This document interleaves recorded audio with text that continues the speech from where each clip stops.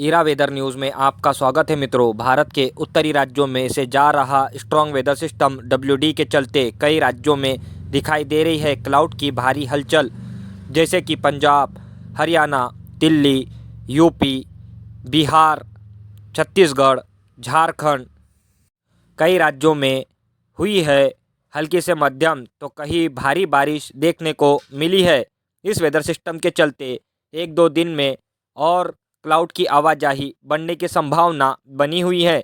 ये weather system के चलते उत्तर के कई राज्यों में भारी स्नोफॉल देखा जा सकता है। जम्मू कश्मीर, हिमाचल प्रदेश, उत्तराखंड के कई पर्वतीय एरिया, गुलमर्ग, सोनमर्ग, पहलगाम, शिमला, मनाली, लद्दाख, कई पर्वतीय एरिया में भारी स्नोफॉल देखा जा सकता है।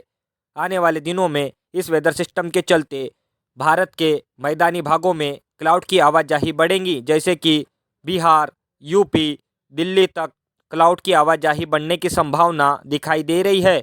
इस क्लाउड की आवाजाही के चलते कई राज्यों में हल्की से मध्यम बारिश देखने को मिलेंगी। उत्तर के और पश्चिम की दिशाओं से चलने वाली बर्फीली ठंडी हवाओं के चलते कई राज्यों में भीषण कड़ाके की सर्दी बढ़ेगी, जैसे कि पंजाब, हरियाणा, दिल्ली, यूपी, बिहार, मध्य प्रदेश, राजस्थान।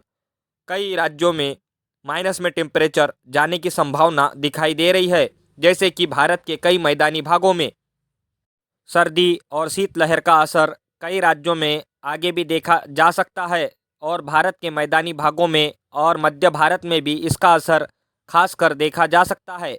छत्तीसगढ़, झारखंड, पश्चिम बंगाल, महाराष्ट्र के कई उत्तरी जिले, गुजरात, कई राज्यों में दिन के समय टेम्परेचर डाउन होगा और रात के समय कड़ाके की सर्दी बढ़ने की संभावना दिखाई दे रही है।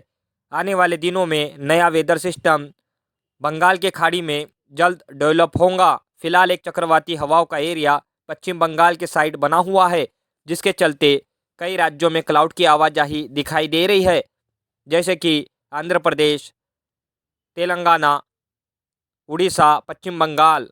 कई तटवर्ती एरिया में हल्की से मध्यम तो कहीं भारी बारिश देखने को मिल सकती है।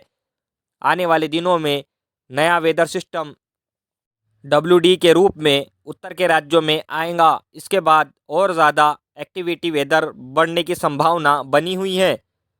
भारत के दक्षिणी राज्यों के कई तटवर्ती एरिया, जैसे कि तमिलनाडु, केरला, कर्नाटक के कई भागों में क्लाउड की आवाजाही देखी जा सकती है।